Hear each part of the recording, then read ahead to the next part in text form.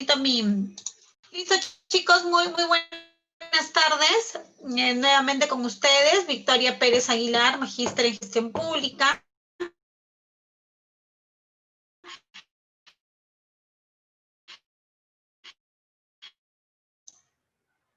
Victoria.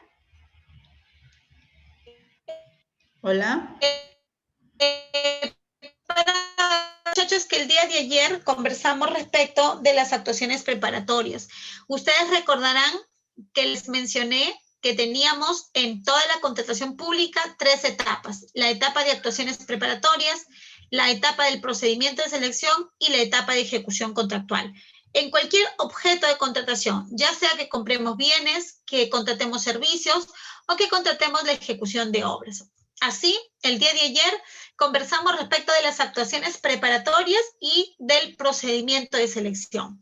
En cuanto a las actuaciones preparatorias, mencionamos de que en el caso de ejecución de obras es indispensable para poder convocar un procedimiento, además de estar registrado en el Plan Anual de Contrataciones, que contemos con el expediente técnico de obra, que era una cosa distinta al expediente de contratación, ¿verdad?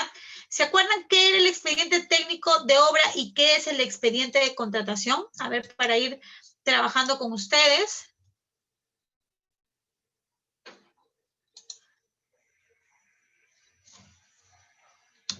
A ver, chicos, estoy leyéndoles ahí en el chat. ¿Recuerdan ustedes las diferencias entre un expediente técnico y un expediente de contratación? Bien, el expediente técnico de obra es aquel expediente que contiene información técnica y económica de lo que se va a realizar en la obra, ¿no? Dentro del expediente técnico de obra encontramos, por ejemplo, el presupuesto de obra, las partidas, la memoria descriptiva de todo lo que se va a ejecutar, ¿bien? En este presupuesto de obra se incluye el presupuesto que va a formar el valor referencial de la contratación. Acuérdense, el día de ayer hemos conversado de que, por ejemplo, para el caso de bienes y servicios, para que el órgano encargado de las contrataciones pueda determinar el valor estimado de la contratación, ¿qué es lo que tiene que hacer? ¿Qué hace en el caso de bienes y servicios el órgano encargado para determinar el valor estimado de la contratación? Realiza una indagación de mercado.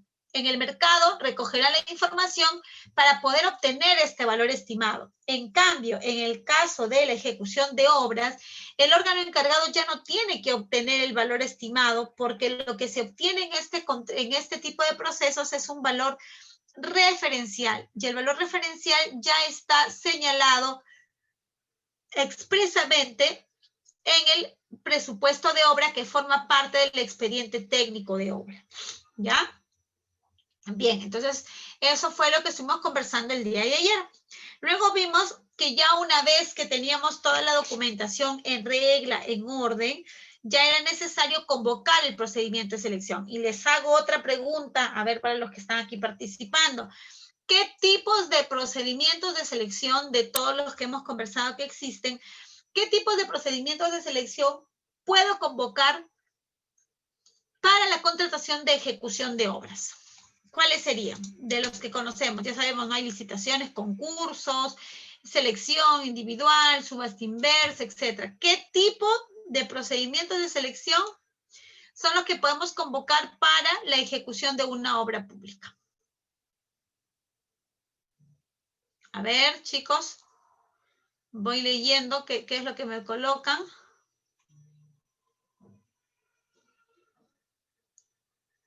Juan Carlos dice adjudicación simplificada y licitación, ¿no es cierto? Bien, Juan Carlos, solamente la adjudicación simplificada y la licitación pública, ¿verdad? Porque los demás procedimientos, el concurso público y los otros, se realizan para otros objetos de ejecución contractual. Mientras que en el caso de las obras, únicamente podemos convocar, como bien su compañero Juan Carlos lo indica, las adjudicaciones simplificadas o, en todo caso, la licitación pública que se deberá convocar a través de la plataforma. ¿Y de qué va a depender que convoquemos una adjudicación o una licitación pública? Del monto. Las adjudicaciones simplificadas se podrán convocar a partir de los 34.400 soles hasta el 1.800.000. Más arriba, o sea, o más alto de 1.800.000, corresponderá convocar la licitación pública. ¿Ya? Muy bien, Juan Carlos. Gracias. Bien, entonces eso fue lo que hemos conversado. Hemos visto el día de ayer cómo se realiza este procedimiento de selección, ya sea de la licitación pública o de la adjudicación simplificada. Hemos conversado respecto de las etapas ya dentro del procedimiento de selección, ¿verdad? Como la convocatoria, el registro de participantes, la presentación de consultas, la absolución de esas consultas y la integración de bases, la presentación de las ofertas, y luego hemos visto cómo se realiza ya la evaluación y la calificación, ¿verdad? Indicamos que primero, ¿qué es lo que se realiza cuando ya hemos recibido las ofertas? ¿Qué es lo primero que tenemos que hacer? Yo siempre les voy a estar así preguntando para que ustedes participen. ¿Qué es lo que tenemos que hacer ya en un procedimiento de selección cuando hemos recepcionado las ofertas? Lo primero que hacemos es pasar a la etapa de admisión. En la admisión, correcto, ¿no es cierto? Sí se admite. Vamos a ver la etapa de admisión. En la admisión vamos a verificar el cumplimiento de los requisitos obligatorios que la entidad haya señalado para la presentación de las ofertas, documentos obligatorios. Bien, si es que pasaba esa etapa, la oferta se consideraba admitida. Y luego pasábamos ¿a qué etapa? A una siguiente etapa. Después de la admisión, ¿a qué etapa nos corresponde pasar? A la etapa de evaluación, ¿no es cierto? Y en la etapa de evaluación, ¿qué es lo que nos corresponde hacer en esta etapa? Su mismo nombre lo dice, es evaluar las ofertas en función a los factores de evaluación para poder asignarles un puntaje con la finalidad de saber el orden de prelación, es decir, quién está en primer puesto, quién está en segundo puesto, quién tiene más puntaje. Y finalmente, pasamos a la siguiente etapa, que sería la etapa de calificación, ¿verdad? Y en la etapa de calificación, de acuerdo a lo que establece la norma, debemos calificar al primer y al segundo lugar, ¿no es cierto? No significa que las otras ofertas no sirvan o estén descalificadas, etcétera, sino es que la norma señala que debo revisar solamente del primer y del segundo lugar. Bien, luego de haber hecho admisión, evaluación y calificación de las ofertas, lo que procederá será otorgar la buena pro, ¿no es cierto? Se otorga la buena pro al postor que tenga el mayor puntaje. Y que además también pues recordemos que las ofertas no pueden superar los límites, ¿verdad? ¿Y cuáles son los límites para el caso de la ejecución de obras? ¿Se acuerdan? El día de ayer vimos para las obras y para las consultorías. ¿Cuál es el límite para las ofertas económicas en el caso de obras? Hay dos límites, un límite superior y un límite inferior. ¿Cuál es ese límite? El 10%, correcto, Juan Carlos, ¿no? Es el 10% hacia arriba o hacia abajo. Bien, ¿qué pasa si es que las ofertas se presentan fuera de estos montos, ya sea más del 10% o menos del 10%? Allí lo que corresponde es declarar la oferta como no admitida. Hay otra situación. En este caso, en el caso específico de las obras, correcto, en el caso específico de las obras, las ofertas económicas pueden superar o pueden reducir el valor referencial solamente en 10%. Pero, ¿qué pasa si es que, por ejemplo, la entidad o el contratista dice, para poner un ejemplo, el valor referencial de la contratación es 1.100.000, ¿ya? Pero el contratista ha ofrecido 1.105.000, ¿ya? Es decir, está por encima del valor referencial. Lo que procede en ese caso es que la entidad verifique si tiene la certificación presupuestal correspondiente. Si es que la tuviese, le otorga la buena pro. Y si es que no la tiene, en este caso de la ejecución de obras, debe preguntarle al contratista si es que está dispuesto a reducir su oferta. Si es que el contratista reduce su oferta hasta el valor referencial, entonces se le podrá adjudicar la buena pro. Pero si el contratista dice no, no me conviene, no quiero reducir mi oferta, entonces pues su oferta quedará rechazada y se tendrá que pasar al siguiente postor en orden de prelación. Lo que no sucede en el caso de bienes y servicios. En el caso de bienes y servicios, cuando la entidad no tiene la disponibilidad presupuestal, simplemente rechaza esa oferta, ¿ya? No le da la opción al contratista de que pueda reducir su oferta. Bien, una vez otorgada la buena pro, hemos mencionado, estamos haciendo un repaso del día de ayer, hemos mencionado que si es que hubiesen más de 2 ofertas, el plazo para poder consentir el otorgamiento de la buena pro va a depender si es que se trata de una licitación pública o de una adjudicación simplificada. En el caso de una adjudicación simplificada, el plazo para el consentimiento es de, ¿recuerdan? Ayer lo vimos, ¿sí? ¿De cuántos días? En el caso de una adjudicación simplificada es de 5 días, ¿ya? Y en el caso de la licitación pública es de 8 días, correcto, ¿ya? 5 y 8, dependiendo del tipo de procedimiento de selección. Bien, entonces, una vez que ya se otorgó la buena pro y que la buena pro ha quedado consentida, ¿sí? Lo que corresponde es que la entidad suscriba el contrato con el postor que ganó la buena pro. La norma señala que ya una vez consentida la buena pro, nace la obligación de las partes de tener que suscribir el referido contrato. Y vamos a ver que para la suscripción del contrato, que es ya lo que nos corresponde tratar el día de hoy, para la suscripción del contrato hay requisitos que se cumplen de manera general para todos los tipos de objeto contractual y otros requisitos que solamente se aplican para la ejecución de obras. Vamos a verlo en esta sesión, cuáles son esos requisitos.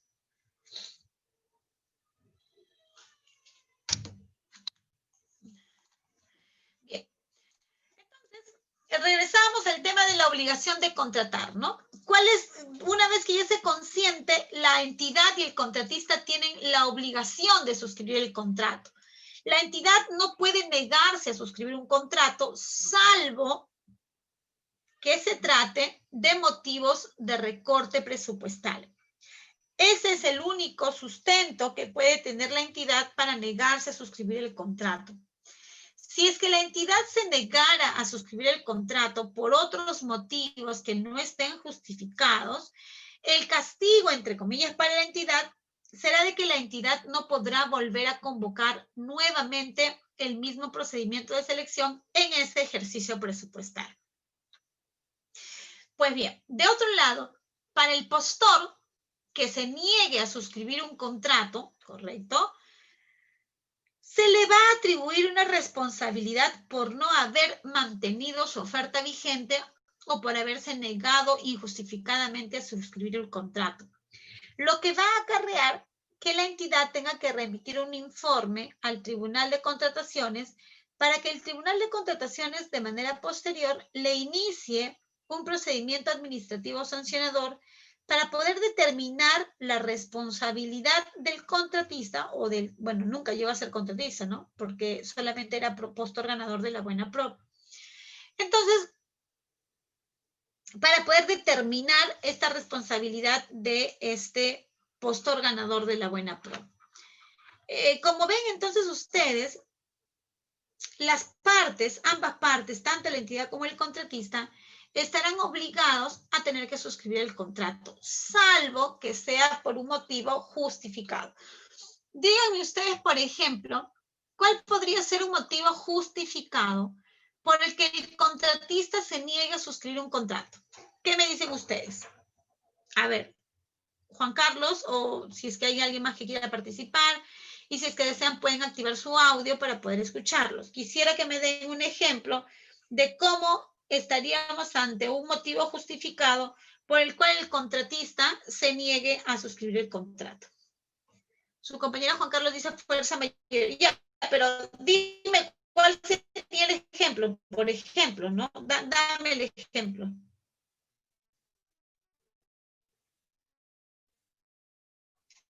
¿Puedes activar tu audio, Juan Carlos?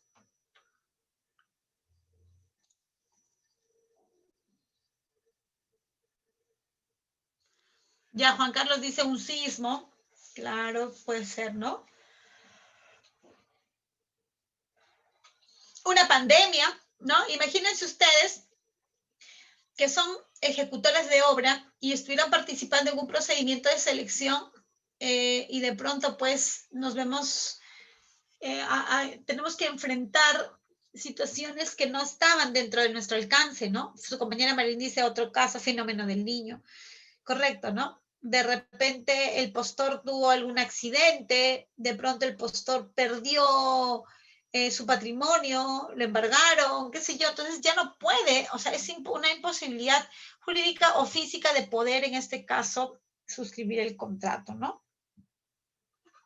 Entonces, en esos supuestos, lo que dice la norma es que el titular será, perdón, el tribunal tendrá que ser el que justifique, ¿ya? ¿Qué quiere decir cuando dice que es el tribunal quien justifica la imposibilidad o no?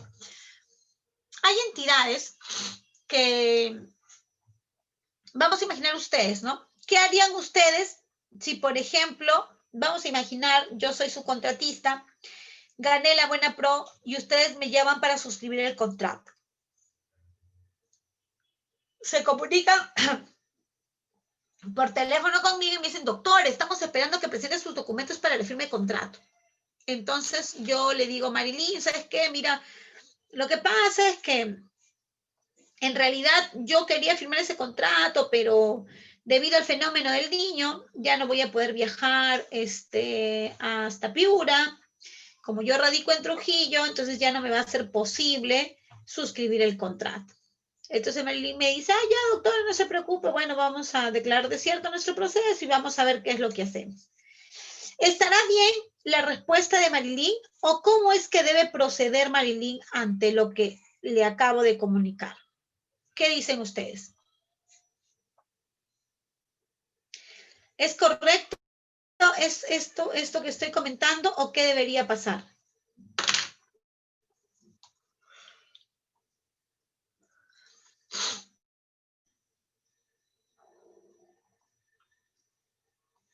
¿Hola? Claro, ¿no? Lo que debería pasar es que la entidad, o sea, Marilyn debería comunicar, así es, ¿no? Paula dice formalizarse, claro, Marilyn debe comunicar a su jefe inmediato y decir, oye, ¿sabes qué? La doctora no me va a firmar contrato. Y lo que debemos hacer es decir lo siguiente, emitir un documento diciendo que está perdiendo automáticamente la Buena Pro por no haber cumplido con su obligación para suscribir contrato. Y no solamente eso, además tengo que enviar un informe a el OCE, al Tribunal de Contrataciones con el Estado, para que el tribunal inicie un procedimiento administrativo sancionador. O sea, Marilyn no puede decir, oye, no, pero es que sí tiene razón la doctora, pues es que estamos en fenómeno del niño, no puede viajar, yo no puede... Marilyn o la entidad no puede justificar la situación. Los únicos que pueden justificar la situación será el Tribunal de Contrataciones. Es el tribunal quien tendrá que tomar la decisión si es que realmente fue un motivo injustificado o no. ¿Ya? Entonces la entidad tiene la obligación de comunicar al Tribunal de Contrataciones cuando el postor no suscriba el contrato. Bien. En cuanto a la suscripción del contrato, tenemos que la norma establece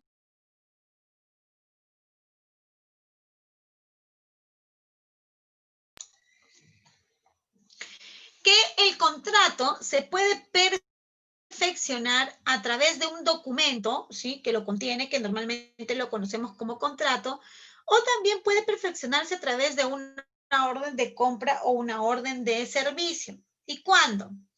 En el caso de las adjudicaciones simplificadas para bienes y servicios en general, Y en el caso de, de los procedimientos por relación de ítem o por los catálogos electrónicos de acuerdo marco.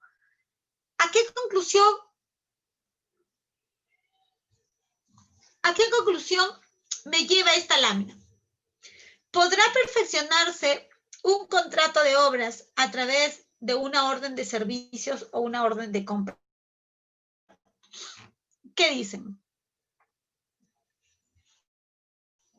¿Podría yo perfeccionar un contrato de obra a través de una orden de servicio o una orden de compra, una obra que no sea mayor a los 100.000 soles, por ejemplo?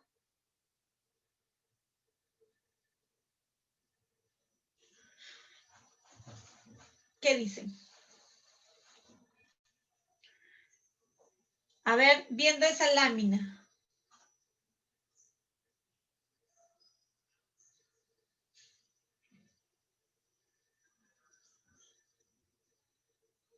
Juan Carlos dice, de acuerdo al monto, ya. No, jóvenes, en realidad, en el caso de obras, siempre se tiene que firmar un contrato, ¿ya? Siempre se tiene que firmar un contrato. No nos va a interesar, digamos, el valor, sino nos va a interesar el contrato, ¿ya? Siempre, el objeto, perdón, siempre se tendrá que suscribir un contrato, por el caso de obras.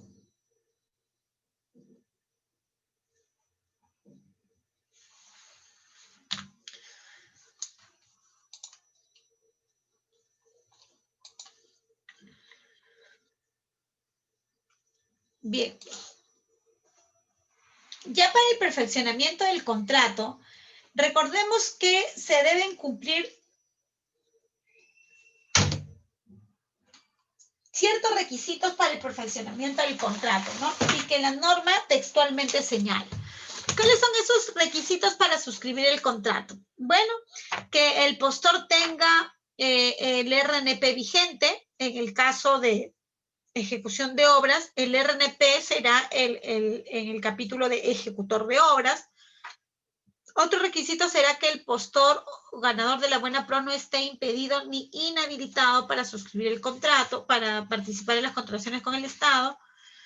Y además, en el caso de obras, será necesario que el postor tenga la capacidad máxima de contratación suficiente para poder suscribir el contrato. Creo que en algún momento les expliqué qué era la capacidad máxima de contratación. No sé si lo hice o no, pero igual se los voy a repetir en todo caso. Cuando un proveedor se inscribe en el capítulo de ejecución de obras, lo que se le asigna a este proveedor, a este proveedor del Estado, es una capacidad máxima de contratación. La capacidad máxima de contratación es el monto por el cual esa empresa puede contratar con el Estado, ¿ya? ¿Y cómo se calcula ese monto? Su capital por 10 más 2 veces la sumatoria de todas las obras que haya tenido, ¿ya? Esa es la fórmula para poder aplicar y asignarles una capacidad máxima de contratación. Esta capacidad máxima de contratación es su habilitación para que el contratista para que el postor pueda suscribir contratos. Imaginemos que le dan 1.000.000 de soles de capacidad máxima de contratación, ¿ya? Vamos a imaginar que Juan Carlos es ejecutor de obras, se inscribe y le dan como capacidad máxima 1.000.000 de soles.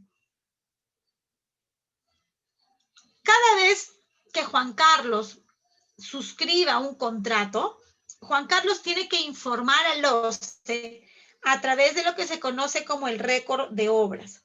Tendrá que informar y dirá, OCE, por si acaso, del 1.000.000 que tú me has dado como capacidad máxima de contratación, acabo de suscribir un contrato por 800.000 soles, ¿correcto? Bien. Entonces, el OCE le emitirá una constancia y le dirá, toma, esta es tu constancia de capacidad libre para que suscribas un contrato. Pregunta, en el siguiente proceso en el que participe Juan Carlos, ¿hasta por qué monto podrá participar? Si hay un proceso de 300.000 soles, ¿podrá participar o ya no? ¿Qué dicen ustedes? ¿Y por qué? ¿Qué dices, Juan Carlos? ¿Podrás participar?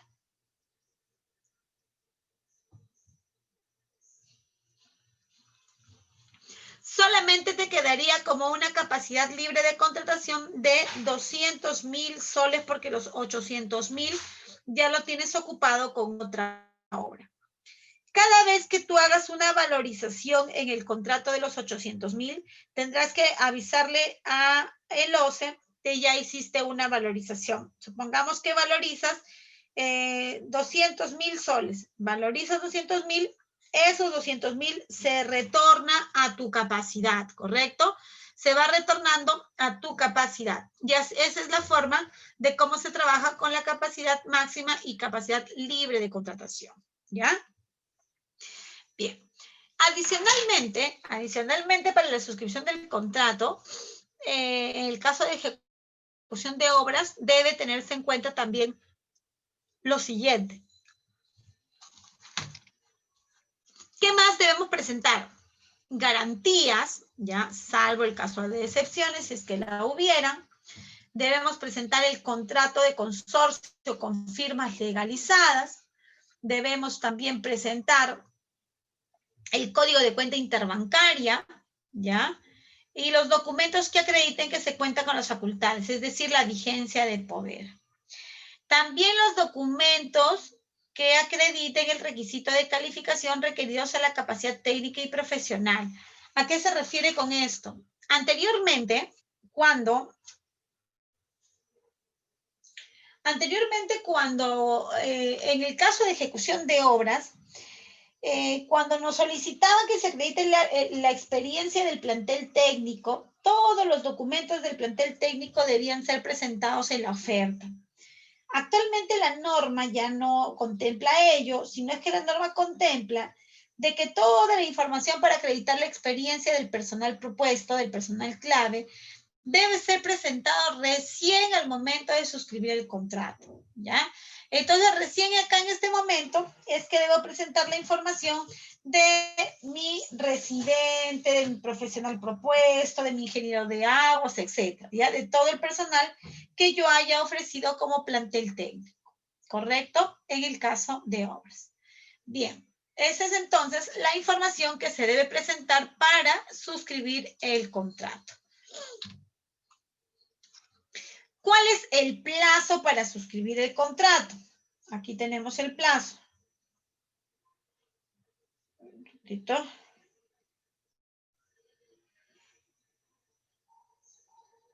Bien, el plazo para la suscripción del contrato es de 8 días para que el postor pueda presentar los documentos y 2 días para que la entidad evalúe esos documentos. Es decir, yo tengo 8 días para que yo deje mis documentos. Dentro de los 2 días siguientes deberíamos suscribir el contrato o en todo caso, la entidad debería notificarme alguna observación para poder subsanarlo, ¿ya? Dentro de estos 2 días, obviamente, el plazo en que me tiene que comunicar. Entonces tenemos que el plazo para la suscripción del contrato es de 8 días. Anteriormente, una vez que se consentía la buena pro, la entidad tenía que enviarle una carta al contratista y le tenía que decir, señor contratista, toda vez que usted ha ganado la buena pro y que nadie ha presentado el recurso de impugnación, puede usted presentar los documentos para la firma de contrato en tal plazo, ¿no? Actualmente ya no se prescribe ello. Actualmente el contratista ya no tiene que esperar, en este caso, que la entidad lo llame para suscribir el contrato. Simplemente deberá presentar sus documentos dentro de este plazo que les estoy indicando. Un segundito, por favor.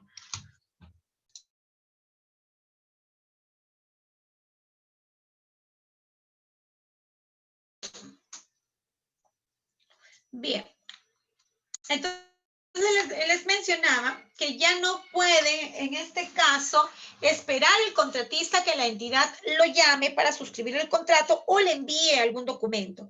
Es responsabilidad del contratista verificar que se haya consentido la buena pro y a partir del día siguiente del consentimiento empezará a computar estos 8 días para que presente los documentos para la firma del contrato. ¿Cuántos días tiene la entidad para suscribir? 2. ¿Y para qué son estos 2 días? Para que suscriba el contrato o, en todo caso, para que observe aquello que esté mal. Bien, de observar en este caso, a ver, Juan Carlos dice, ¿en qué momento? A ver, vamos a hacer una pregunta a su compañero Juan Carlos. Dice, ¿en qué momento sería recomendable la revisión posterior de los documentos presentados por el acto de emisión, evaluación, calificación y propuestas? Juan Carlos, ¿en qué momento, o sea, es recomendable? No, ¿en qué momento es obligatorio? La norma establece que una vez consentida la buena pro, inmediatamente la entidad debe iniciar fiscalización posterior de todos los documentos que han presentado la oferta ganadora, ¿ya? Eso no es pensarse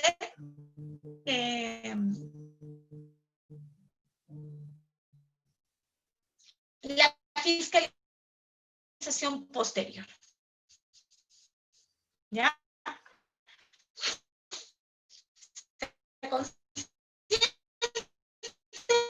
Inmediatamente. ¿Por qué?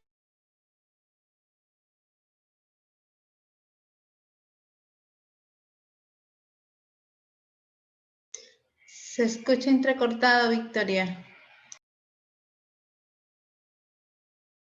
Este plazo para la suscripción del contrato.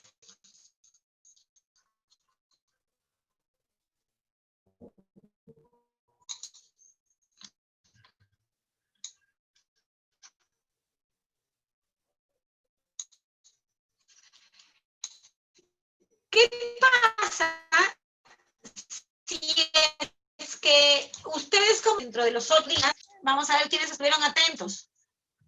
Vamos, anímense. Si yo presento mis documentos dentro de los 8 días. A ver, ¿qué dice su compañero Juan Carlos? Claro que sí, Juan Carlos. La fiscalización posterior puede incluso dar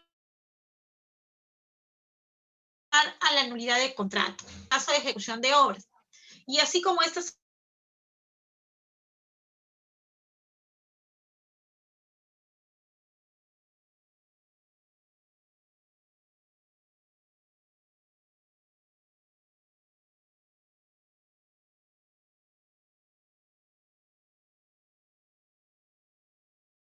justamente por la transgresión al principio de presunción de veracidad, ¿ya? Eso puede ser. Bien, entonces volvamos.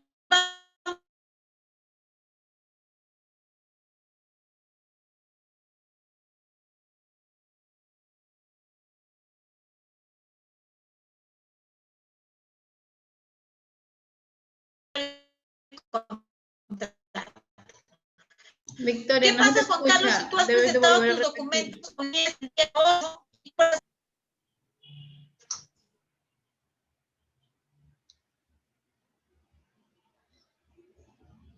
Victoria, no se ha escuchado nada. Hay problemas con el audio.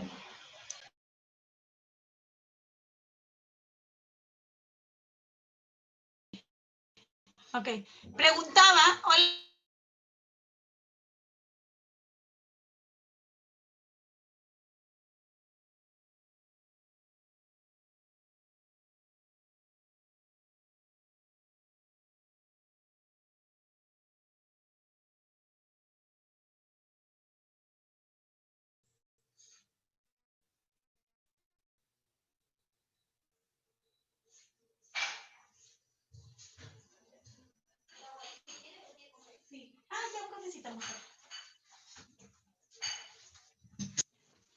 Hola, Joana, ¿me escuchas? Ahorita sí, Vicky. Pero tienes que volver a repetir porque no se ha escuchado nada. Voy a cambiar de conexión. Sí, por favor. Voy a cambiar de conexión. Dame unos minutitos, por favor.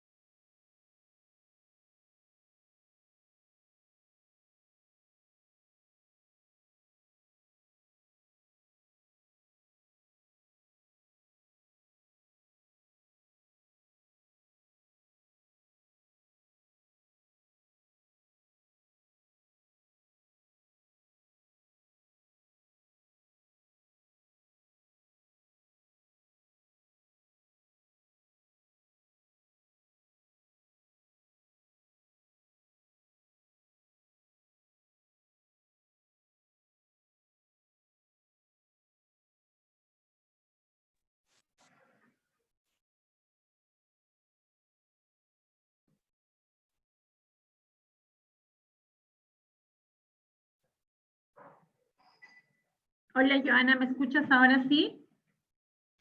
Sí, Victoria. Ya, perfecto. Dame, por favor, opción para poder compartir mi pantalla. Ya está, muñeca. Perfecto.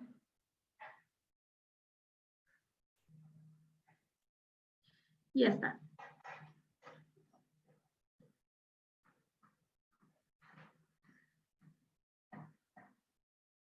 Listo, les explicaba entonces, jóvenes, ¿qué es lo que pasaba si es que nosotros presentamos nuestros documentos y la entidad no cumplía con suscribir el contrato? Bien, acuérdense que tiene la entidad, después de que nosotros hemos presentado los documentos, la entidad tendría 2 días para hacer 2 cosas, ¿no? O para suscribir el contrato o para avisarnos que nuestros documentos han sido observados. Si no hace ninguna de las 2 cosas dentro de estos 2 días, lo que procede es que nosotros como contratista deberíamos solicitar a la entidad que suscribe el contrato y deberíamos darle un plazo de 5 días hábiles para que haga ello. Vencido este plazo, si es que la entidad no suscribe el contrato con nosotros sin ninguna explicación, ya nosotros como postores ganador tenemos la facultad de dejar sin efecto el otorgamiento de la buena pro y ya dejamos de estar obligados a suscribir, ¿ya? Así es que a partir de ese momento yo sí quiero como contratista, cuando la entidad quiera suscribir el contrato y yo ya no estoy dispuesto a hacerlo, me podré negar sin ningún problema, ¿ya? Porque ya no estaré obligado. En el caso sucediese lo que les estoy comentando, la sanción para la entidad sería que la entidad ya no podría volver a convocar el mismo procedimiento de selección otra vez, ¿no? Eso sería bajo su responsabilidad. Bien, eso es entonces el procedimiento en el caso no se llegara a perfeccionar el contrato. Por el otro lado, lo que les expliqué es qué es lo que pasa cuando la entidad no firma el contrato. Pero también tenemos que ver qué es lo que pasa cuando el contratista no firma el contrato. Aquí sí, la entidad no nos va a pedir o no nos va a dar un plazo para suscribirnos, ¿cierto? Simplemente, si es que no presentamos nuestros documentos dentro del plazo de 8 días para suscribirlos, lo que va a hacer el OCE es, en este caso, avisarle al postor que quedó en segundo lugar para que proceda a presentar sus documentos y se proceda a perfeccionar el contrato. Si es que no hubiera un tercero o si es que ese postor no suscribiese el contrato, el proceso se declarará desierto. ¿Ah? Entonces, fíjense la diferencia, ¿no? Si es que la entidad no firma, yo sí como postor tengo que decirle, por favor, firme el contrato y te doy 5 días más. Pero si soy yo como contratista el que no presenta los documentos, ahí sí la entidad no me va a decir, por favor, preséntame los documentos, ¿no? Simplemente me va a quitar la buena pro y ya no podré suscribir el contrato. ¿Ya? Esas son las prerrogativas, pues, que tiene el Estado por ser justamente Estado. Bien. En cuanto al plazo de ejecución contractual, tenemos lo siguiente. La norma establece que el plazo de ejecución contractual se da desde que se suscribe el contrato, desde el perfeccionamiento del contrato, hasta la recepción de los bienes, y en el caso de obra vamos a ver que se extiende hasta la liquidación y el pago, ¿ya? Es posible que en el plazo de ejecución contractual encontremos unas fechas distintas, o sea, no necesariamente entre en vigencia a partir del día siguiente de suscrito el contrato, sino es que se podrá dejar establecido alguna fecha especial aquí en el referido contrato, ¿ya? Y en el caso de obras, aplica lo siguiente. ¿Cuál es el plazo de la ejecución contractual? Desde la fecha en que se cumplen las condiciones del contrato. ¿Por qué? Porque en el caso de obras, vamos a ver que una vez suscrito el contrato, la entidad tiene el plazo de 15 días para poder cumplir ciertas condiciones, las que vamos a ver en un momento. Recién cuando se cumplen todas estas condiciones, recién al día siguiente de cumplidas, podemos decir que el plazo de ejecución contractual ha iniciado, ¿ya? Recién. Vamos a ver cuáles serían esas condiciones ya en un momento. Ya les comenté que la vigencia del contrato que es distinto al plazo de ejecución, sí sería desde el día siguiente del perfeccionamiento del contrato hasta la conformidad y pago en el caso de bienes y servicios, o hasta el consentimiento de la liquidación y el pago en el caso de la ejecución de obras y consultoría, ¿ya? La norma establece que cuando se produzcan eventos que no sean atribuibles a las partes, ¿sí?, que originen la paralización de la ejecución de las prestaciones, estas pueden pueden acordar por escrito la suspensión del plazo de ejecución contractual hasta la culminación de dicho evento. Esto se aplica textualmente a lo que hemos tenido ahora mismo con el tema de la pandemia, ¿no? Imagínense ustedes un contrato de ejecución de obra en el que se había establecido cierto plazo para la culminación de esta ejecución. Y vamos a imaginar que estamos en plena ejecución y sucede esta pandemia. ¿Qué dicen ustedes? ¿Es un hecho atribuible a la responsabilidad de alguna de las partes? ¿Sería un hecho atribuible a alguna de las partes? A ninguna, ¿verdad? Correcto, a ninguna.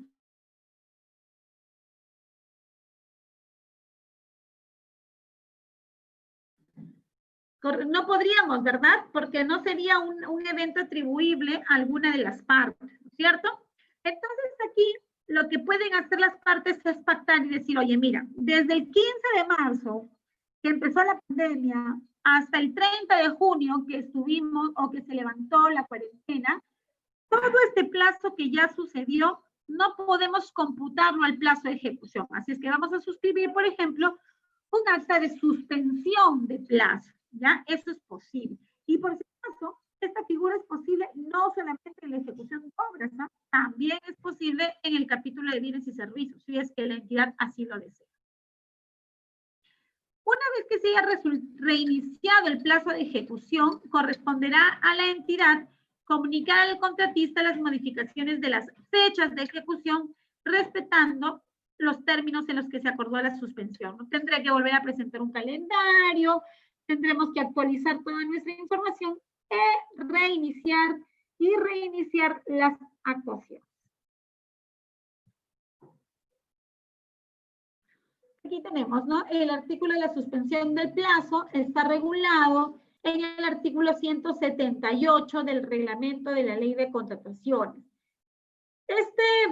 Este artículo no solamente señala la suspensión por cuestiones de fuerza mayor o de repente casos fortuitos, sino que además también es aplicable cuando, por ejemplo, la entidad no cumpla con su obligación de pago de 3 valorizaciones consecutivas.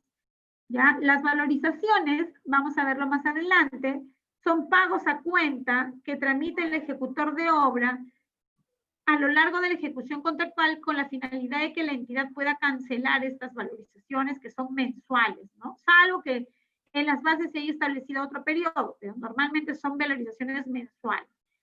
La norma establece que si la entidad no paga 3 valorizaciones consecutivas, ¿correcto? ¿Ya? Si no paga esas 3 valorizaciones consecutivas, el contratista tiene que requerirle el pago de esas 3 valorizaciones consecutivas y la entidad tiene que pagar al menos una de las valorizaciones en un plazo no mayor de 10 días. Y si vencido este plazo la entidad no ha cancelado ni una de las valorizaciones, entonces lo que procede es que el residente de obra anote en el cuaderno de obra la suspensión del plazo, la cual se va a producir al día siguiente de que se haya hecho esa anotación en el cuaderno de obra, ¿ya? Más adelante vamos a conversar de quién es el residente, quién es el supervisor, etc. Ahora estamos hablando de manera general del contrato.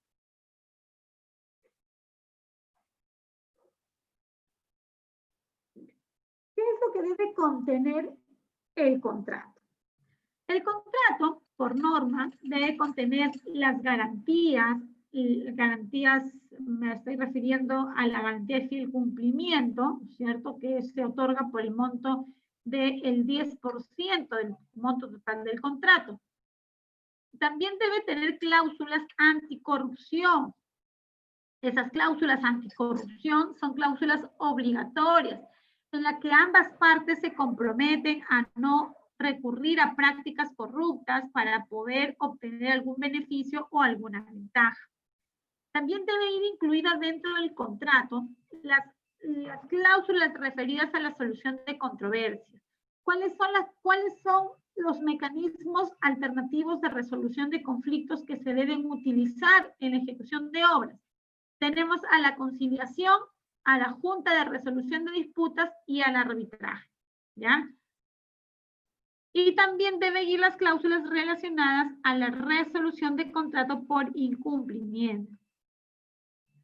En el caso de la ejecución de obras, también se debe agregar las cláusulas referidas a los riesgos, a la identificación de riesgos que puedan ocurrir durante la ejecución contractual de la obra. Recordemos entonces que este contrato está como una proforma en las mismas bases que la entidad publica. ¿Y por qué es importante publicar este contrato? Porque también se da la posibilidad de que el contratista pueda observar o pueda consultar algún extremo ambiguo o oscuro del proyecto del contrato. ¿Ya? Ese es el contenido de un contrato.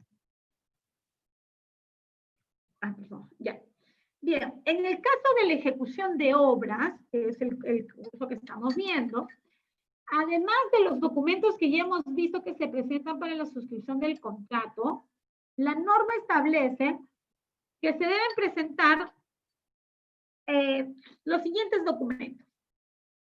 Se debe presentar, señala la norma, el programa de ejecución de obra, conocido como CPM, el calendario de adquisición de materiales o insumos y el calendario de utilización de equipos.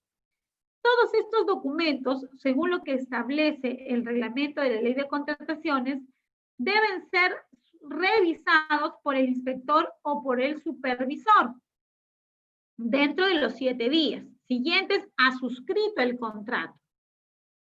De encontrarse observaciones respecto de estos documentos, el supervisor debe comunicar al contratista para que pueda subsanar dentro de los 8 días siguientes. ¿No? Y si es que no encontrara subsanaciones u observaciones, deberá remitirlo a la entidad para que pueda aprobarlo. Si es que existiera alguna discrepancia con estos documentos, se tendrá que solucionar entre la entidad y el contratista, ya dentro de la ejecución contractual. Está duplicado este material. Un ratito ya.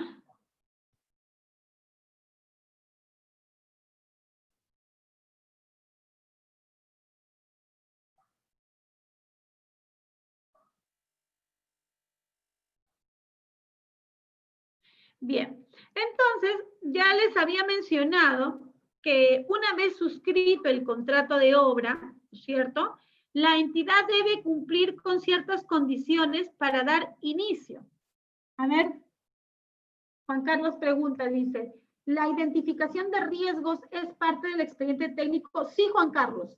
Debería estar la identificación de riesgos dentro del expediente técnico, por supuesto, ¿ya?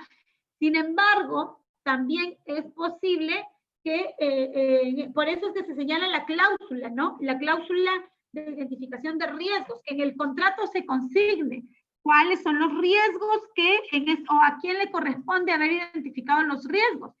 Porque imagínense, yo te pregunto a ti, Juan Carlos, ¿a quién le correspondería identificar riesgos? ¿Al consultor que elaboró el expediente técnico o al contratista que lo va a ejecutar? ¿Qué dices tú? Debería ser al que elaboró el expediente, ¿no es cierto? El consultor, correcto, porque él es quien tiene que ver la asignación de los riesgos para ver qué es lo que podría suceder en la ejecución, ¿ya?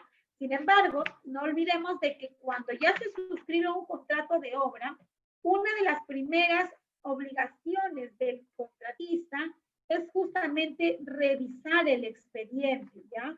Se va a revisar el expediente para poder de repente hacer algunas por ahí advertencias.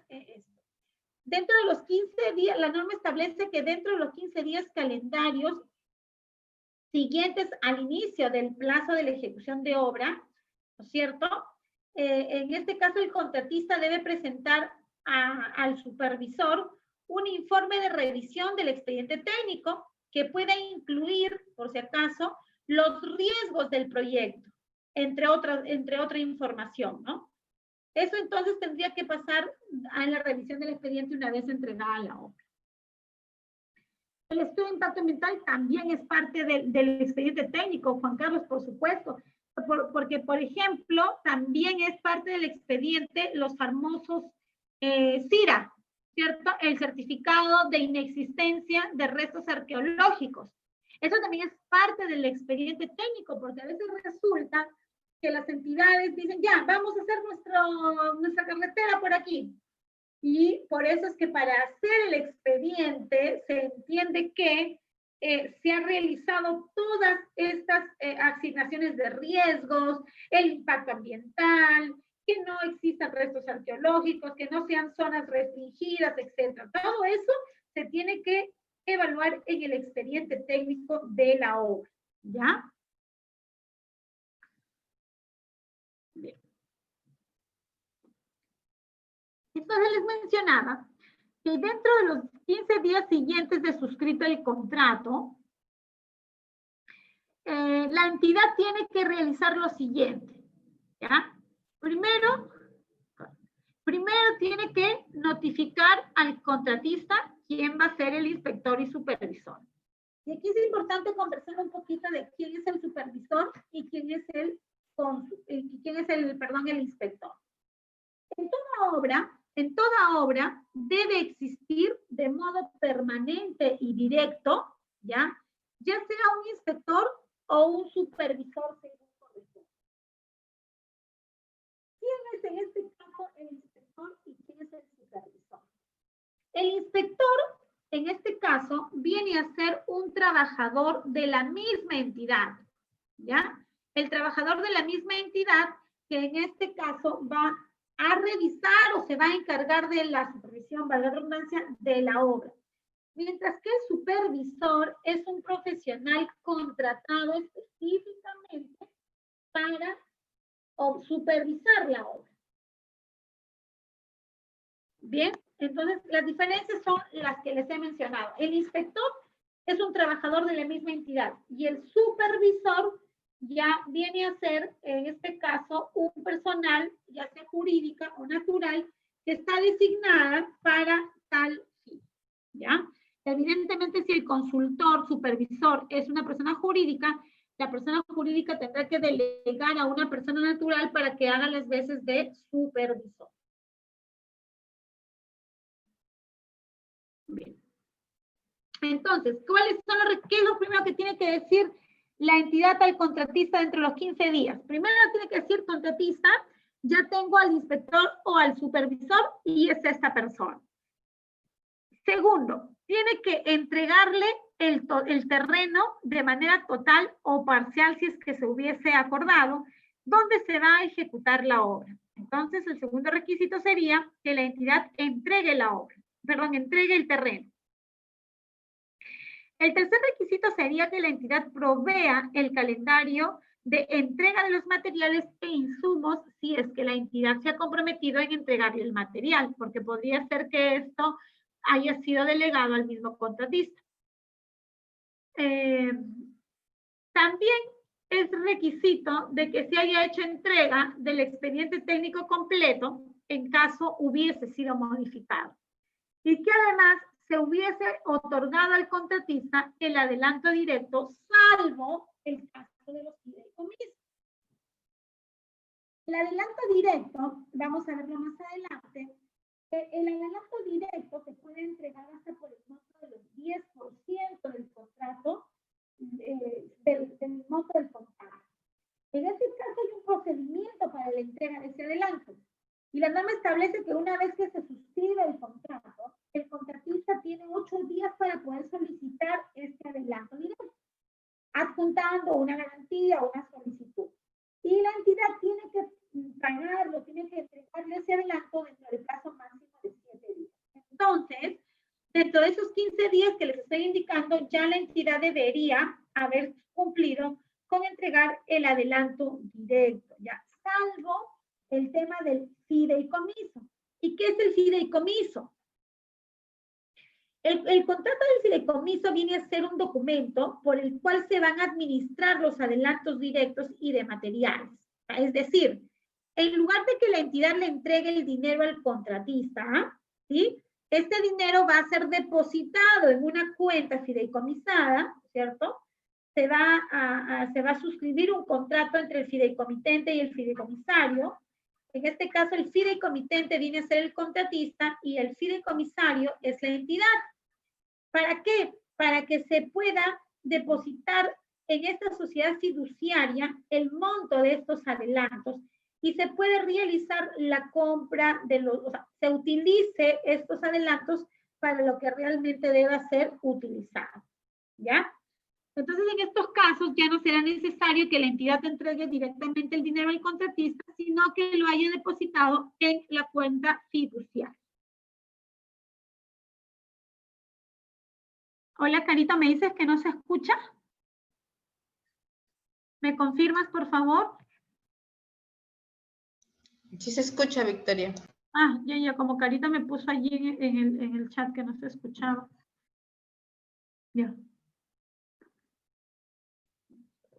Bien, entonces se dan cuenta que es la entidad ya en estos 15 días que tiene que cumplir con esas obligaciones, ¿no? Ya el contratista cumplió, digamos, ya el contratista cumplió, suscribió el contrato, y ahora tiene que esperar los 15 días para que la entidad cumpla con lo siguiente. Pero, ¿qué pasa? A ver, su compañero dice, ¿el adelanto se otorga previa solicitud del contratista? Por supuesto que sí, Paula. Acuérdate que hay dos tipos de adelanto, el adelanto directo y el adelanto por materiales. El adelanto directo se otorga, si es que las bases lo han señalado, a pedido evidentemente del contratista, y el contratista tiene que pedirlo también dentro de los 8 días. Si lo pide después, la entidad ya no le va a dar tampoco, ¿ya? Tiene un plazo para poder solicitar. Y evidentemente tiene que ser previa solicitud del contratista, porque además el contratista tiene que cumplir con ciertos requisitos, como la presentación de la garantía por un monto idéntico al adelanto que está solicitando, ¿ya? Bueno, entonces, todas estas obligaciones las tiene que cumplir la entidad dentro de los 15 días. Pero, ¿qué pasa si la entidad no cumple con esto? ¿Qué es lo más normal? Que la entidad no, o sea, pasen los 15 días y aún no sepa quién es el inspector o el supervisor de obras. ¿Por qué? Porque de repente su procedimiento de selección que estuvo convocando para la supervisión se quedó desierto, o porque ni siquiera lo ha convocado, por último, ¿no? También a veces suele haber problemas con la entrega del terreno, porque la entidad no ha visto la disponibilidad física y por lo tanto de pronto le es imposible entregarle el terreno al contratista. También, bueno, el tema de los calendarios sí es un tema meramente técnico, ¿no? Y la entrega del expediente técnico también, o sea, es el hecho simplemente de que la entidad provea al contratista de este expediente. Lo cierto es que si la entidad no cumpliera con estas condiciones, con estas obligaciones, el contratista tiene la posibilidad de adecuar las siguientes condiciones o las siguientes alternativas. Primero, si el contratista quiere, puede iniciar el procedimiento de resolución de contrato. ¿Sabes qué, entidad? Yo firmé el contrato, te he dado mi garantía, te he dado todos los documentos y tú no has cumplido dentro de los 15 días con entregarme el terreno o con decirme quién va a ser el supervisor. Por lo tanto, yo resuelvo el contrato, ¿cierto? Evidentemente, para el procedimiento de resolución de contrato se requiere un previo aviso por carta notarial que señale el apercibimiento de resolver el contrato. Bien. Si es que el contratista opta por resolver el contrato, tiene derecho a solicitar el resarcimiento por los daños y perjuicios debidamente acreditados hasta por un monto equivalente al 5 por 10.000 del monto del contrato por día y hasta por un tope del 75 por 10.000. Es decir, una especie de indemnización por los daños y perjuicios, un resarcimiento contra la entidad. Yo cumplí con presentar mis documentos, he cumplido con suscribir el contrato y sin embargo tú no estás cumpliendo con tus obligaciones, por lo tanto te resuelvo el contrato y estás obligada tú como entidad a cancelarme estos montos en forma de resarcimiento. ¿Ah? Bien. Eso es en el caso de que el contratista quisiera ya no suscribir el contrato. Perdón, ya no continuar con la ejecución de la obra. De lo contrario, simplemente pues se recepcionará y se iniciará la ejecución del plazo ya cuando la entidad cumpla con esas condiciones, ¿no? Entregue el terreno, indique quién será el supervisor, etc. Bien, también puede suceder que lo siguiente, ¿no? Que la entidad en buena cuenta pues coordine con el contratista y le informe que no le es posible, por ejemplo, decirle quién es el inspector o el supervisor por los casos que les estaba comentando, ¿no? ¿Sabes qué? Contratista, mira, hemos tenido una demora, me es imposible poder darte los datos del supervisor porque todavía no lo tenemos. O también podría pasar lo siguiente, mira, ya empezaron las épocas de lluvia, si nosotros empezamos ahorita el inicio de la ejecución de obra, nos vamos a perjudicar, tanto tú como nosotros. Así es que, ¿por qué no suscribimos un acta de suspensión de plazo? Entonces, el contratista puede aceptar y decir, sí, vamos a suscribir un contrato. En este caso, perdón, una suspensión del plazo. O lo que se conoce como un acta de plazo de ejecución de obra diferida. ¿Ya? En estos casos no procede ya ningún resarcimiento ni tampoco solicitar el adelanto directo. No se suspende la entrega del adelanto directo porque todavía no va a empezar la obra. ¿Ya? Bien, esas también son las posibilidades en cuanto a diferir el plazo del inicio de ejecución de obra.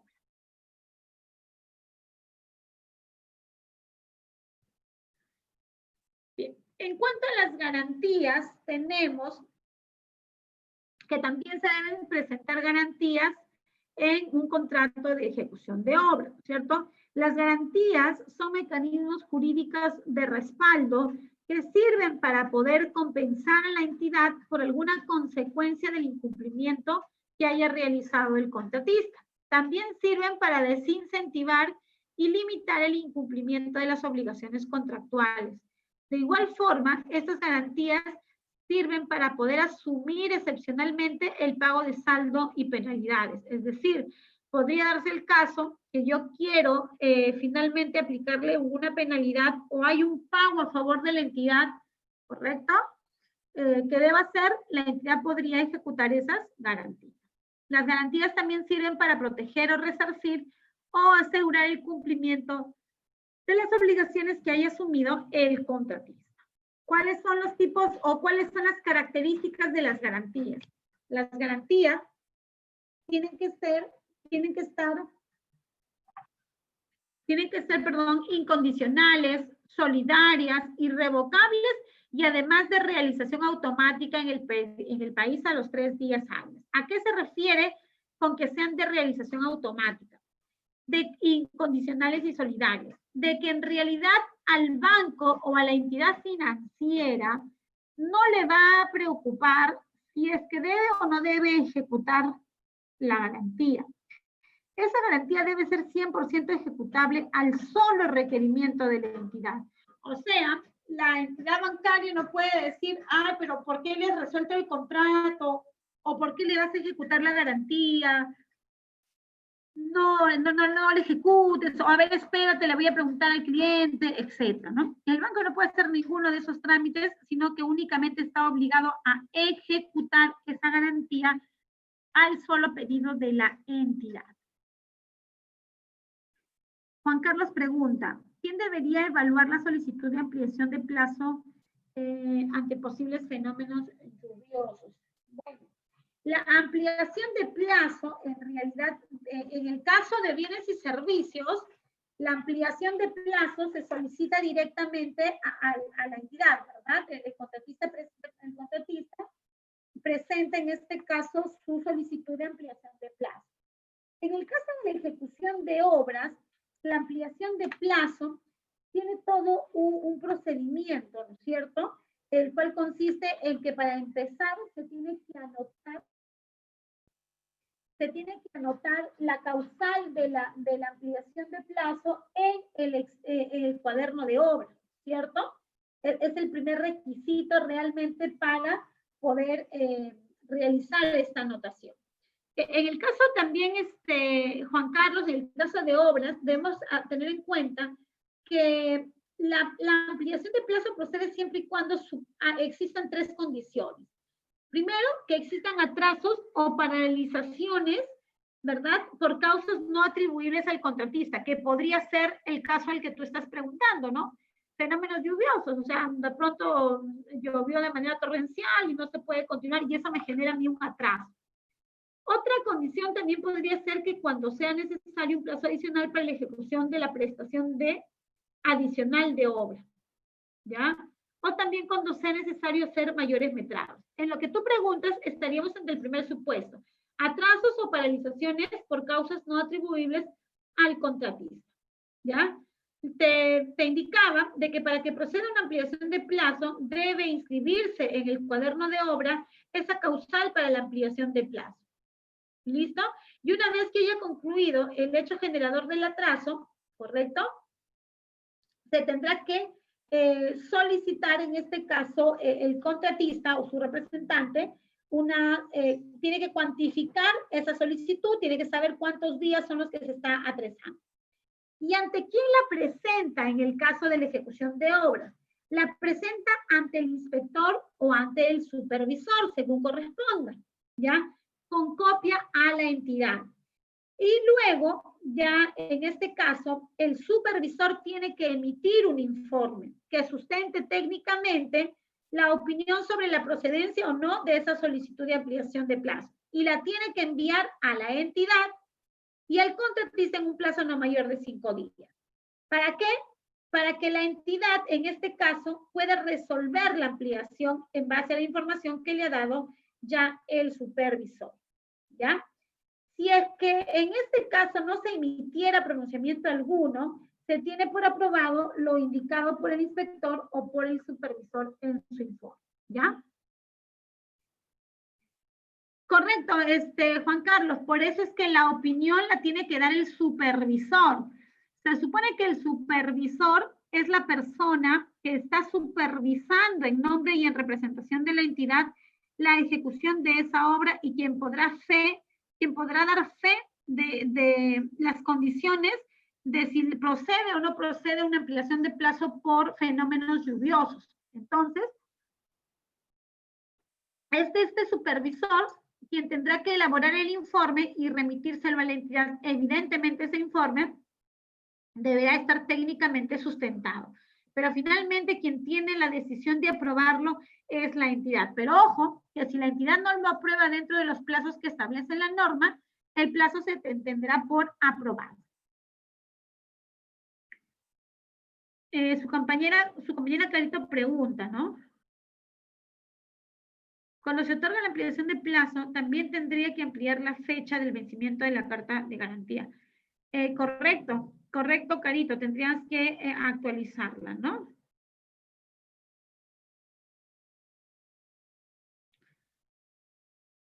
Pero acuérdate que la garantía tiene normalmente tiene una vigencia, entonces a veces las garantías te las entregan por 1 año y son renovables, ¿no? No necesariamente tendrías que hacer inmediatamente una modificación de la garantía, ¿no? La garantía sí la tienes que modificar por el monto, cuando hay un adicional. Allí sí, porque estamos hablando de un monto. En cuanto a la fecha, no había problema de la modificación, porque simplemente antes de que venza tendrías que renovar. ¿Ya? No sé si me dejo entender con lo que te explico.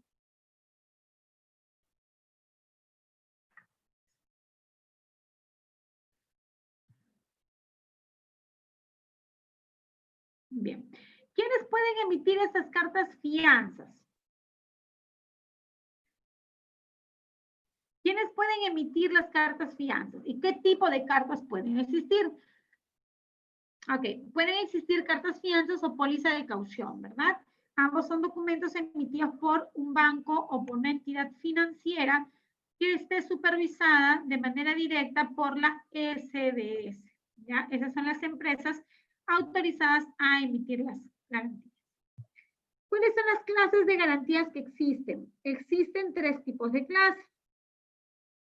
La garantía de fiel cumplimiento, que se presenta por el 10% del monto del contrato, del monto total del contrato, La garantía por prestaciones accesorias, que corresponde también al 10% del valor de la prestación accesoria, y la garantía por adelantos, que corresponde al íntegro del monto que se esté solicitando como adelanto.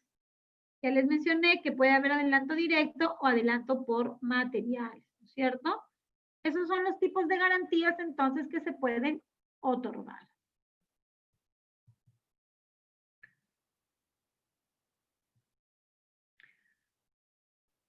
En el caso de la garantía de fiel cumplimiento, sabemos que es una garantía indispensable solicitada como un requisito para poder suscribir el contrato. Si no se presenta esa garantía, simplemente no se suscribe el contrato, salvo que se sigan las excepciones que la norma establece, ¿no? ¿Cuál es el monto de la garantía del fiel cumplimiento? El 10% del monto del contrato original. Y debe estar vigente hasta la conformidad de la recepción de la prestación o hasta el consentimiento de la liquidación final de la obra. ¿Qué pasa si una obra, si una garantía tiene vigencia solamente hasta julio, hasta el 25 de julio del 2020 y resulta que todavía nos falta la ejecución de la obra, o sea, seguimos ejecutando?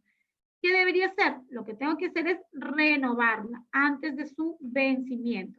¿Y qué pasa si no la renuevo? La entidad podrá ejecutar, ¿ya? Bien.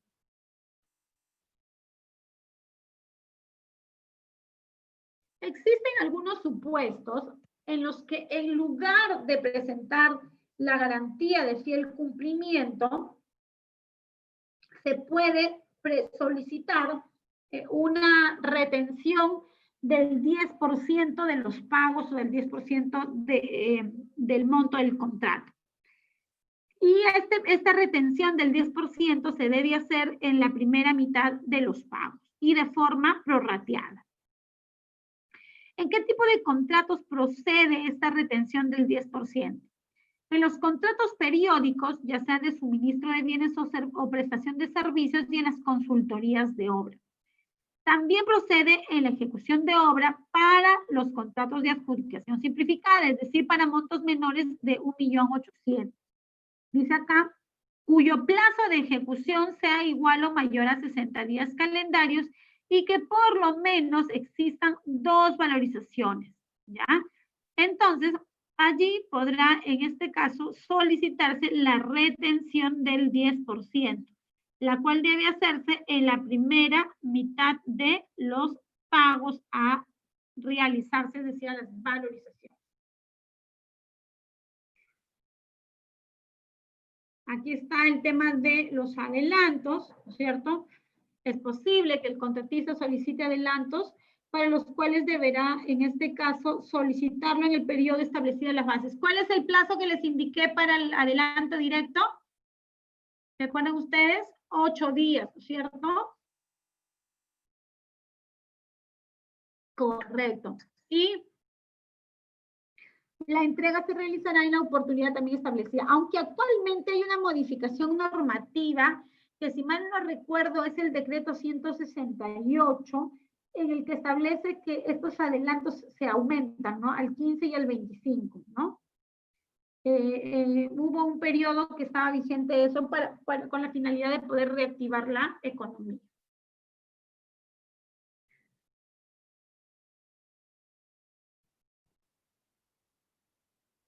Bien, ya les mencioné también que en el caso del adelanto, la garantía que se presenta debe ser, ¿por qué porcentaje?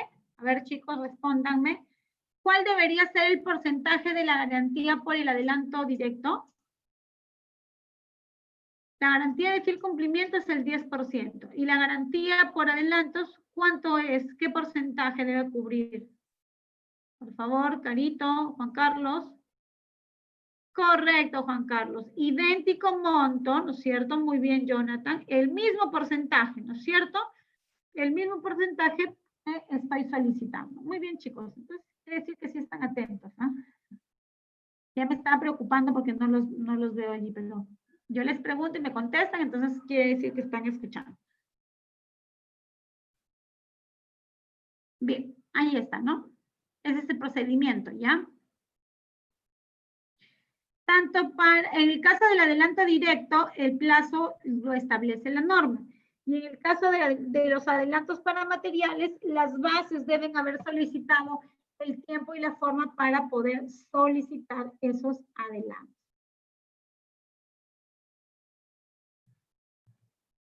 Bien.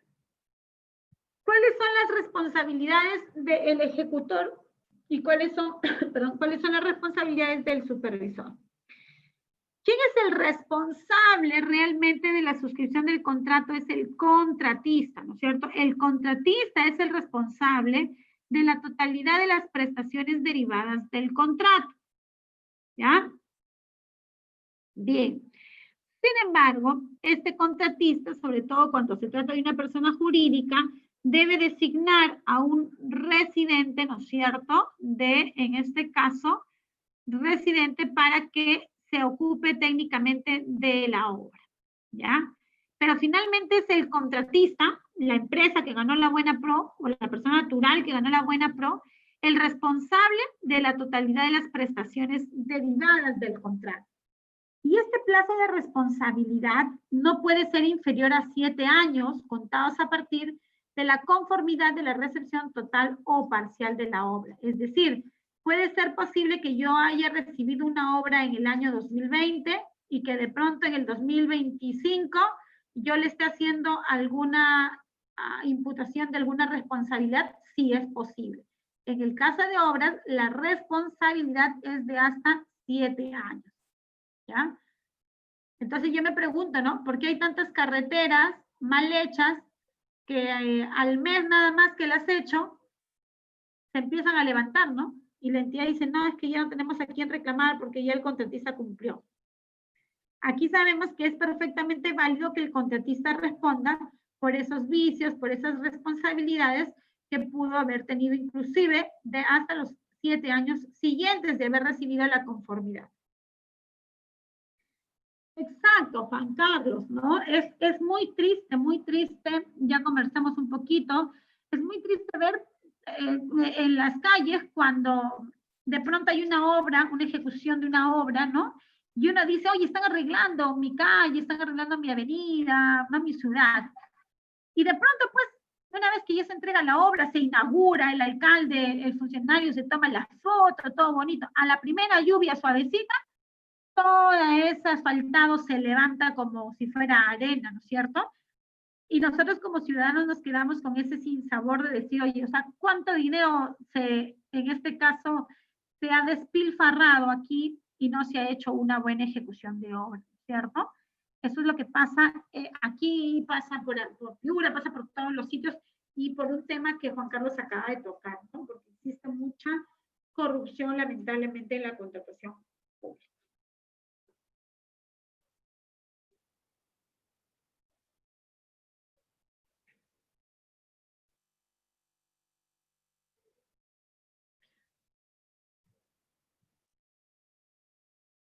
Bien.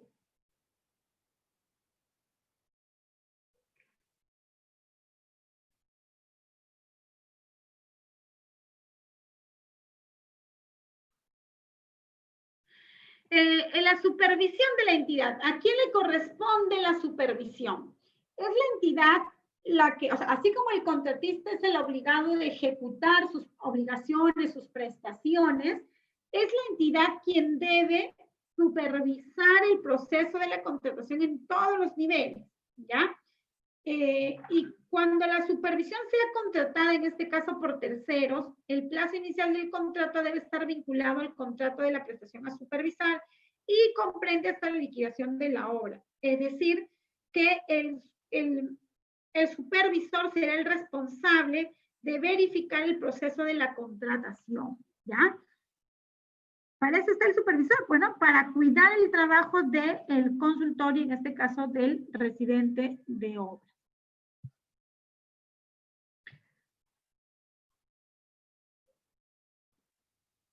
El plazo de la supervisión de obra. Este artículo de la norma nos señala que el plazo del contrato del supervisor tiene que estar ligado al plazo de la ejecución de obra, pues por algo, ¿no? O sea, es un contrato que depende de la ejecución de obras, ¿ya?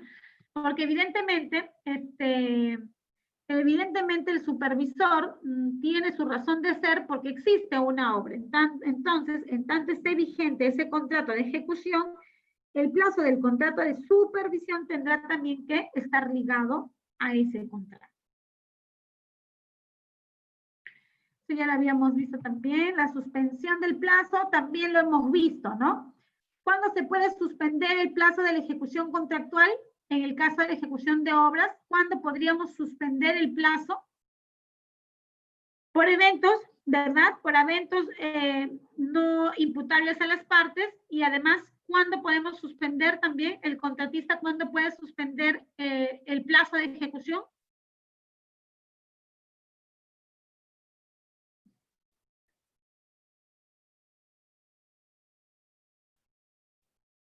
A ver.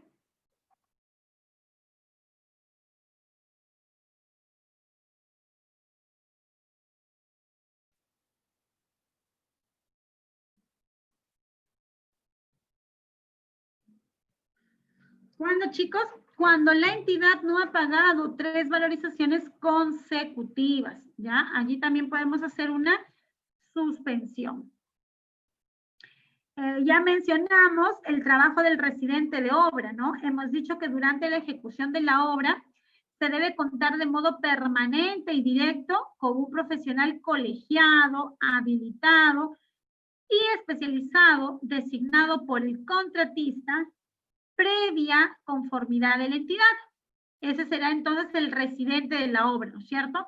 Que puede ser un ingeniero o un arquitecto, según corresponda al objeto del contrato, con no menos 2 años de experiencia en la especialidad, ¿no es cierto? Esas son, digamos, las características del residente. Por su sola designación, el residente representará al contratista como responsable técnico de la obra, pero no está facultado para poder hacer modificaciones al contrato, ¿ya? Es decir, solamente ejercerá la representación técnica, ¿ya? Eso es algo muy importante. El residente no podrá prestar sus servicios en más de una obra a la vez, salvo en el caso de obras que estén convocadas por paquete. Esto es importante porque a veces los contratistas presentan a su residente de obra y su residente de obra tiene experiencia, pero tiene una experiencia traslapada. Es decir, dice, ¿no? Este año trabajé de enero a julio en una obra, pero también trabajé de mayo a diciembre en otra obra. Entonces, hay un periodo traslapado que no se puede computar porque la norma misma establece que el residente no puede prestar servicios en más de una obra a la vez, ¿ya? Entonces, se encuentra prohibido que los residentes estén trabajando en 2 obras a la vez. Juan Carlos menciona, ante las fallas del expediente técnico, ¿a quién le corresponde canalizar denuncias y solicitud de sanción para el consultor que elaboró dicho expediente? Correcto. A la entidad, Juan Carlos. Es la entidad, porque acuérdate que el expediente técnico, ¿quién lo aprueba? Lo aprueba la entidad. Entonces la entidad tampoco puede decir y hacer un lavado de manos y decir, ah, no, no es culpa mía, es culpa del consultor. Porque se entiende que para aprobar el expediente lo aprueba también la entidad. La entidad le está dando la conformidad y por lo tanto está asumiendo parte de la responsabilidad. Es por ello también que el consultor está obligado a subsanar cualquier error en el expediente técnico, ¿no? Por eso se dan a veces los famosos adicionales con deductivos vinculantes, los mayores metrados o los adicionales puros, ¿no? Justamente porque no ha habido errores en el expediente técnico, ¿ya? Entonces la responsabilidad sería de la entidad. Es ella quien tiene que reclamarle pues al supervisor, en este caso al consultor, la incorrecta elaboración del expediente técnico. Recordemos que ahora también el Tribunal de Contrataciones puede sancionar tanto a los supervisores como a los ejecutores de obra, ¿ya? Entiendo que la entidad lo prueba. Pregunto, ¿qué funcionario lo canaliza? Bueno, Juan Carlos, cualquier funcionario que evidencie este error en el expediente, ¿no? cualquier funcionario, está el que lo detecte, pues es el que está obligado.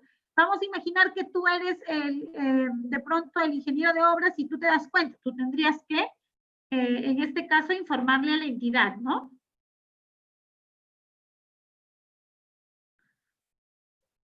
Normalmente eso va a estar siempre delegado al área que ejerza, pues, la ejecución de las obras, ¿no? Probablemente la entidad tenga una gerencia de obras, gerencia de infraestructuras, etcétera, ¿no? Ellos, los especialistas, serían los funcionarios encargados de canalizar.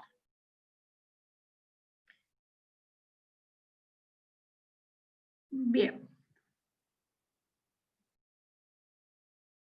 Ya mencionamos también los trabajos que debe realizar el inspector de obra, ¿no es cierto? Ya mencionamos que durante la ejecución de la obra, así como hay un residente que representa, ¿a quién representa el residente?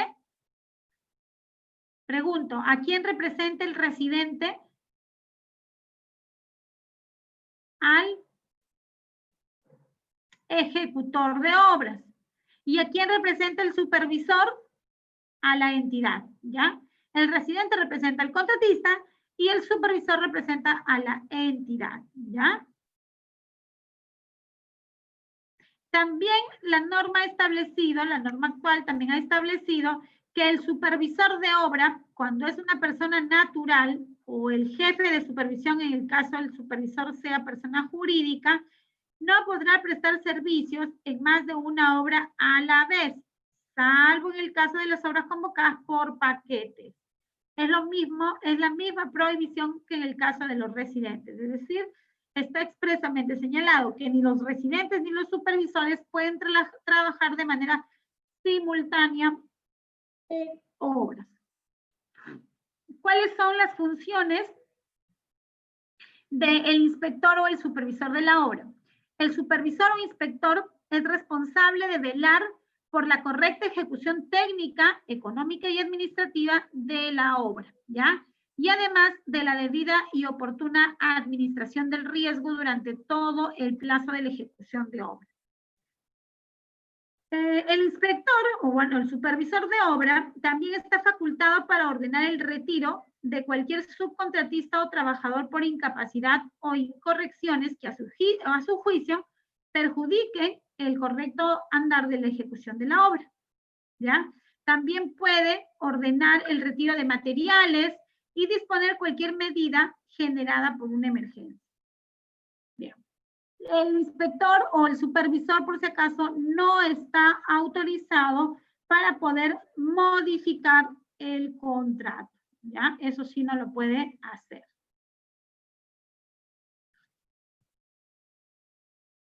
El cuaderno de obra.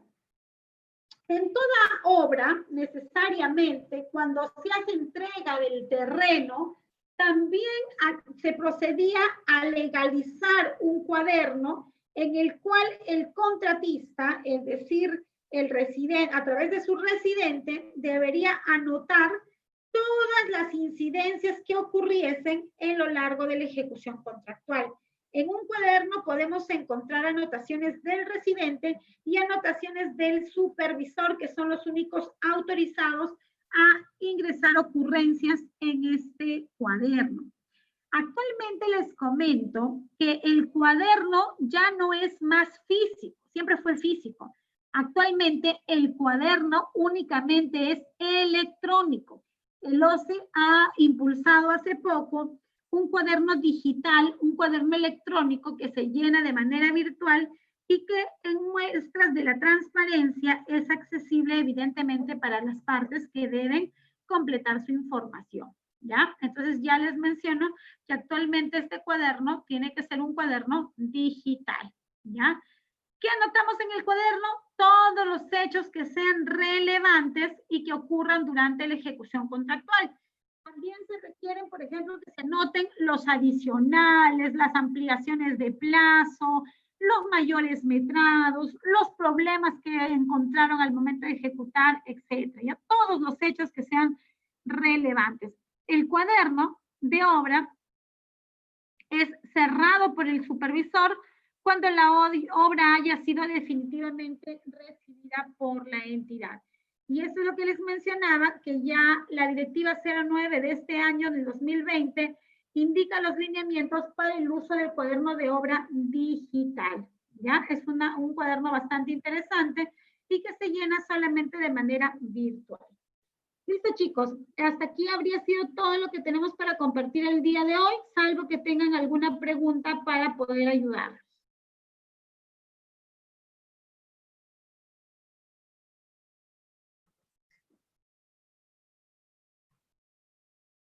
Listo, Joana. ¿No hay preguntas entonces?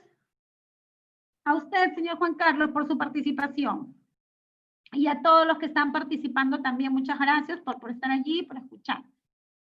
Carito, Paula. Ok, Victoria, muchas gracias. Listo, Joanita, nos estamos viendo. Hasta mañana. Ya, señores, no se olviden de marcar su asistencia, por favor. También de pasar por el aula virtual para poder rendir su examen. Son 5 preguntas. Señor Ciesa tiene que volver a ingresar a dar su examen porque aún no estaba terminado, faltaba una pregunta y usted ya lo había respondido. Así que tiene que ingresar para volverlo a rendir. Y todos también se les hace